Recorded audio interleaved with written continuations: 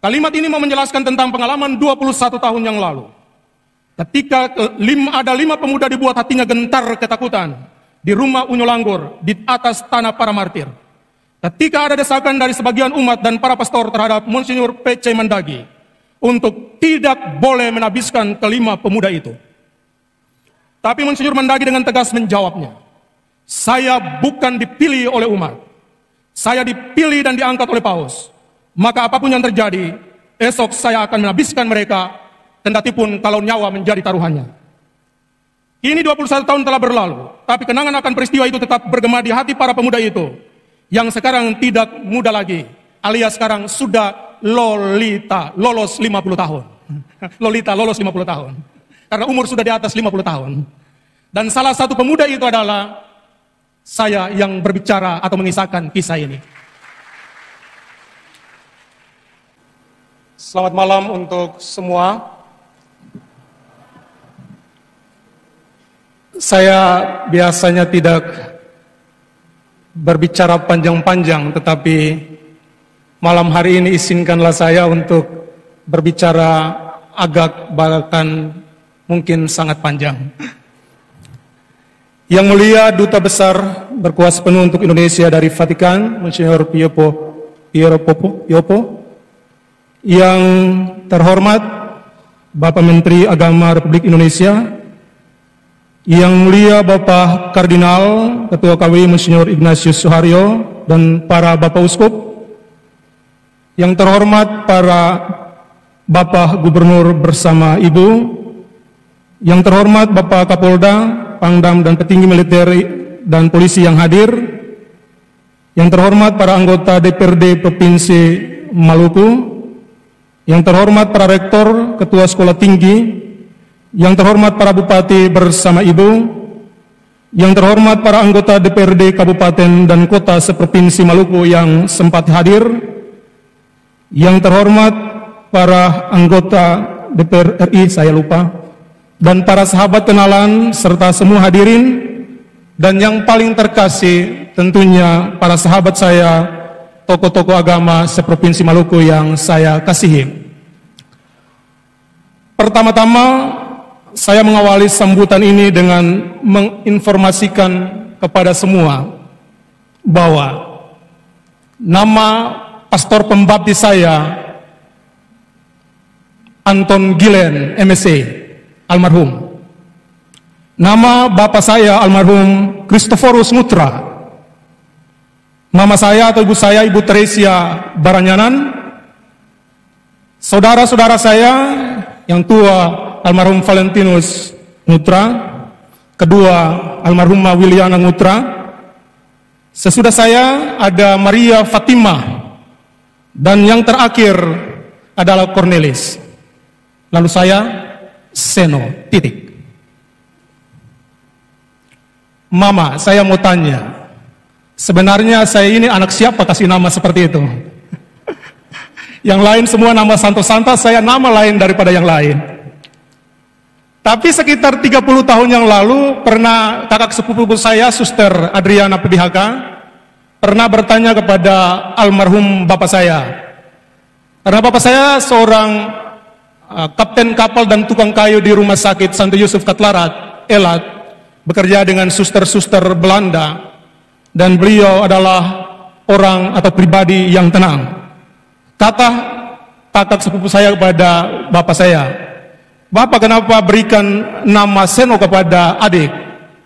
Dan jawaban 30 tahun yang lalu adalah, "Suster, suatu waktu kamu akan mengerti mengapa nama itu diberikan." Dan kakak suster, mungkin malam ini adalah jawaban dari pertanyaan Anda. Harap tidak bertanya lagi.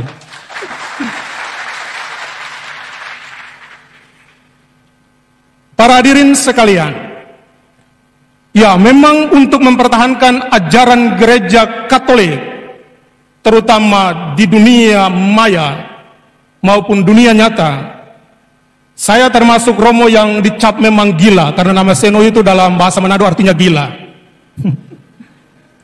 Karena untuk para pengkritik gereja Katolik, saya biasanya mempunyai 3 jawaban, 3 tingkatan jawaban.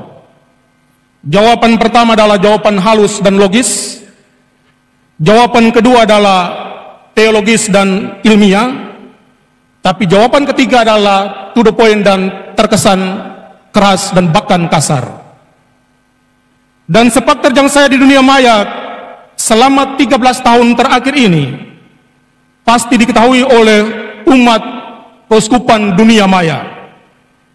Karena saya biasanya bangun jam 4.30 untuk membuat renungan pagi berdasarkan bacaan hari itu, lalu mengirimkan kepada ribuan penerima baik di dunia Facebook, grup-grup maupun grup WA. Dan syukur bahwa pada malam hari ini ada beberapa teman saya yang kami sama-sama dalam dunia maya mencoba untuk berkatekese, menjelaskan tentang kebenaran iman Gereja Katolik kepada mereka yang mempertanyakan. Dan malam hari ini dengan senang dan bangga saya menyebut salah satu beberapa adalah pertama, Saudara Muda Cornelius Pulong. Beliau adalah sekretaris dari Bapak Duta Cornelius Pulong. Kita sama-sama di dunia maya. Juga yang kedua adalah Saudara Albert Wibisono. Beliau adalah seorang yang mempertahankan tradisi Gereja Katolik dengan sangat ketat. Dan yang ketiga adalah Saudara Gregory Tan, Albert Gregory Tan. Beliau adalah orang muda yang telah membangun sekitar 160 gereja di seluruh Indonesia.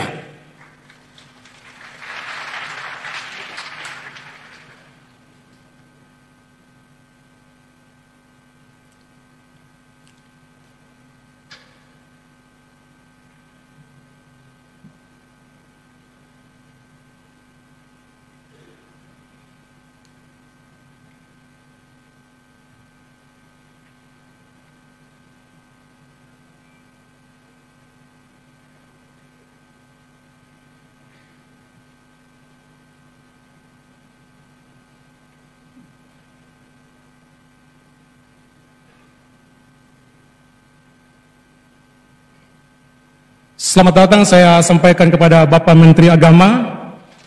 Terima kasih. Juga sahabat saya Bapak Pangdam 16 Patimura.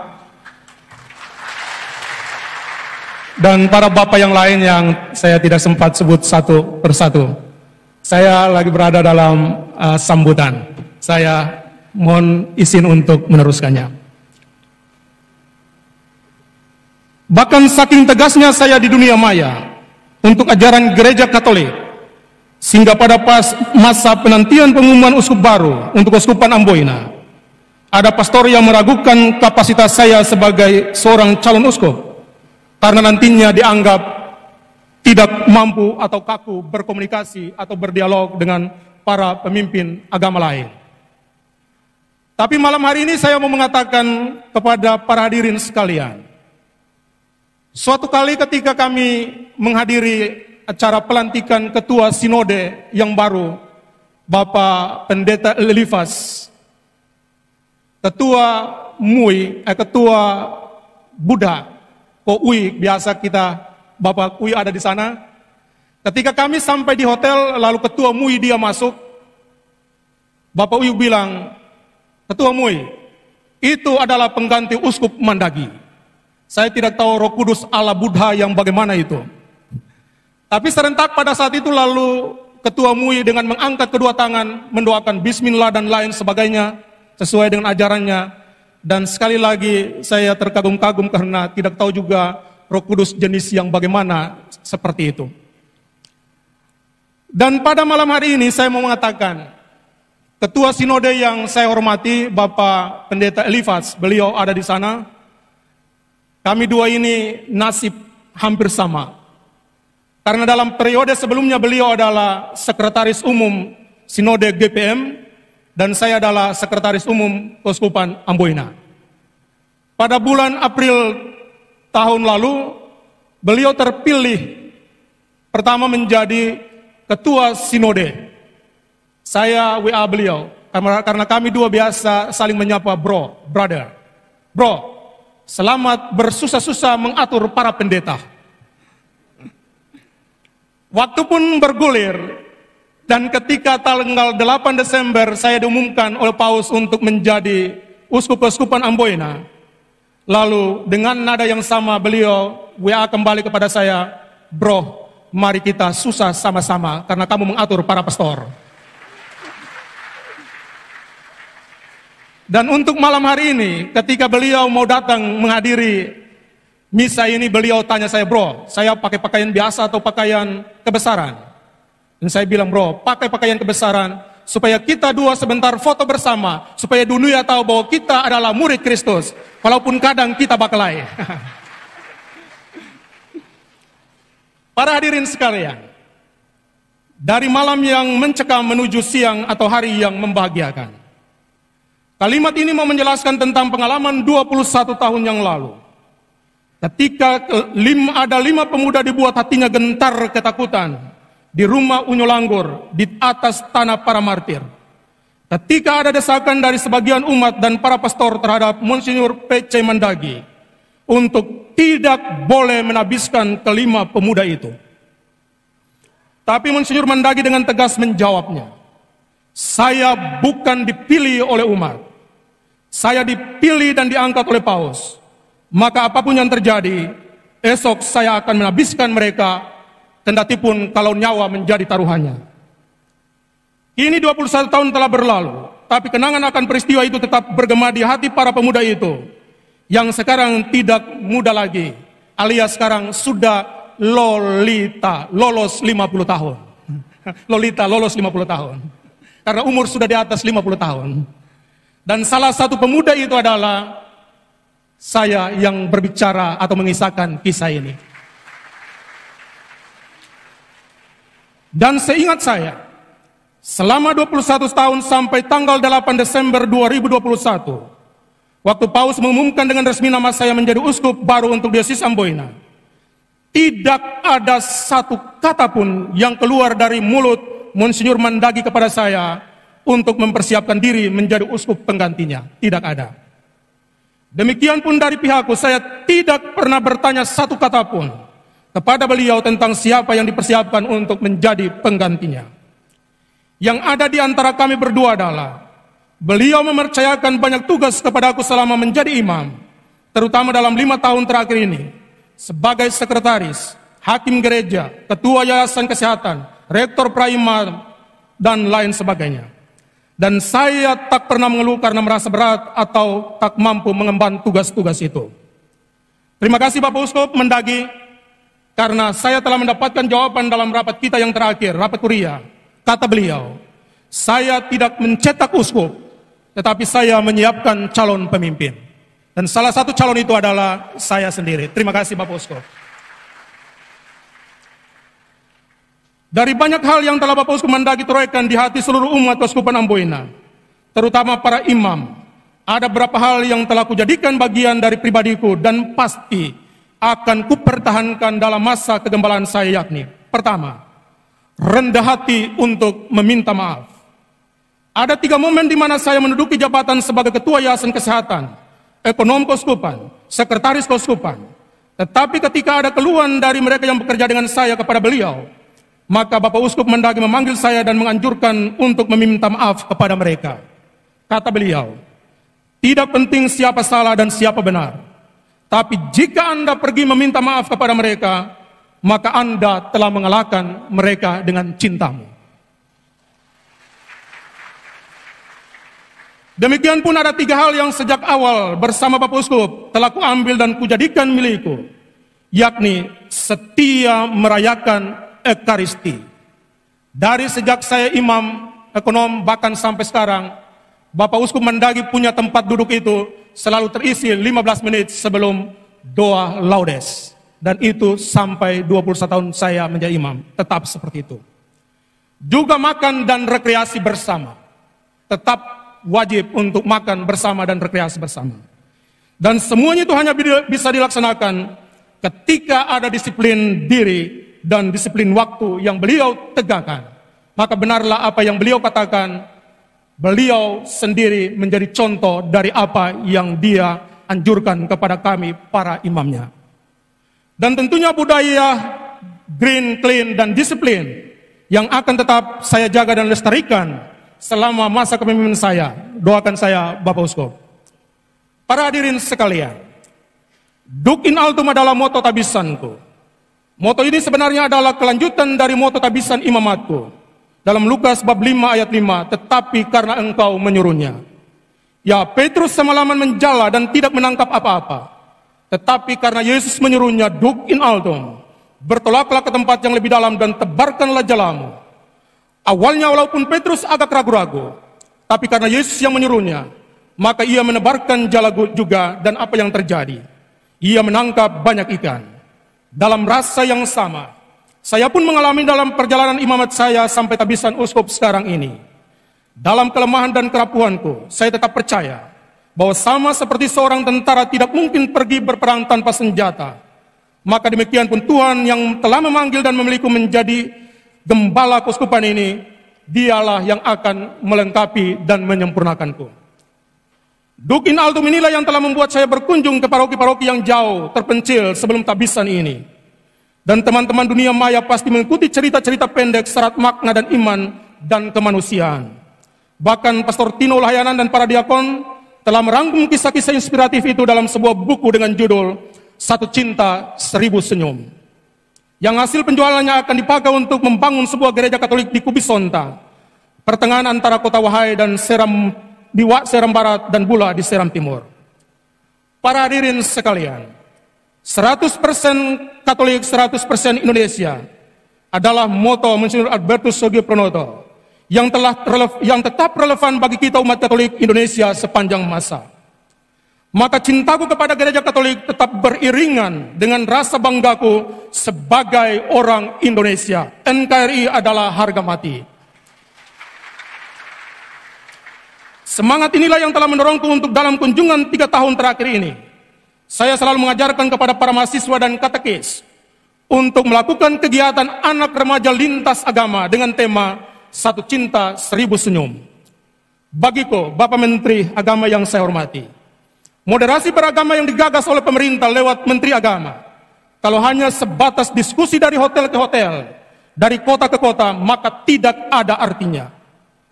Bapak Menteri, daripada duit itu diberikan untuk mereka diskusi lebay, kasih saya untuk kegiatan anak-anak lintas agama.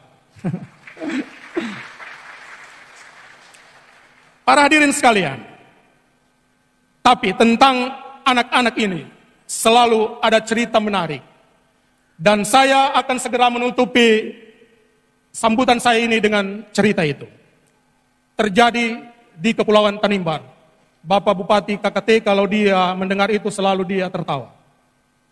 Waktu pulang dari desa Wawonda, saya mengambil jalan lama menuju desa Lauran. Di ujung desa Kabiarat, di dekat jalan ada 3 bocah duduk bermain di tepi pantai. Mereka heran melihat saya melewati jalan itu, tapi mereka juga tidak menegur saya. Kira-kira sejauh 100 meter, saya mengendarai mobil. Ternyata jalannya sudah tidak bisa dilewati karena tanah longsor. Akhirnya saya balik dan mendapati 3 bocah itu masih duduk bermain di tepi pantai. Yang agak besar memandang saya dengan agak sinis. Sambil menggunakan logat Kabiarat, ia berkata, "Bodok toh." Artinya dia memandang saya dan melihat, "Bodok sendiri, kenapa kamu tidak tanya kami yang kecil-kecil ini?" Akhirnya tersesat sendiri. Kira-kira begitu maksudnya. Mau marah tidak bisa karena memang saya bodoh. Karena tidak bertanya kepada mereka yang kecil dan dipandang remeh itu. Saya harap bocah Kabiarat itu esok lusa dia masuk seminari. Dia frater, mau tabis, saya tidak mau tabis. Bercanda. Pelajaran penting adalah, kadang kita orang dewasa begitu sombong dan arogan. Anggap diri tahu segala sesuatu. Namun inilah yang kita dapatkan. Yakni semakin kita menyombongkan diri, maka hanya kebodohan dan kekurangan pribadilah yang kita tonjolkan dan ditertawai oleh orang lain. Tapi tentang indahnya toleransi dan dalam pergaulan anak-anak, saya sudah membuktikan itu. Dan pasti dalam masa kepemimpinan saya sebagai uskup di Maluku dan Maluku Utara, kemanapun saya berkunjung, akan selalu diisi dengan kegiatan anak remaja lintas agama. Ada bait pembukaan, teman mari kita terbuka dengan saudara beda agama. Teman, mari kita menghormat dengan orang yang beda pendapat. Ada Islam, ada Buddha, ada Hindu, ada Kristen, dan semuanya kita bersaudara. Saya berharap semoga semua pemimpin agama, mari kita membantu pemerintah menebarkan pesona cinta dan kerukunan kepada semua anak bangsa dimanapun kita berada dan berkarya. Bahkan bila perlu, dan saya kemarin sudah WA brother saya, ketua sinode, saya bilang, bro, ke depan kita dua buat program sama-sama. Ketika turun di setiap wilayah, bahkan dengan ketua MUI, bahkan pemimpin agama lain, kita turun sama-sama. Biar orang-orang di akar rumput mereka tahu bahwa memang kita yang di atas-atas bersaudara, bukan tukang bakalai. Bapak sinode, ketua sinode.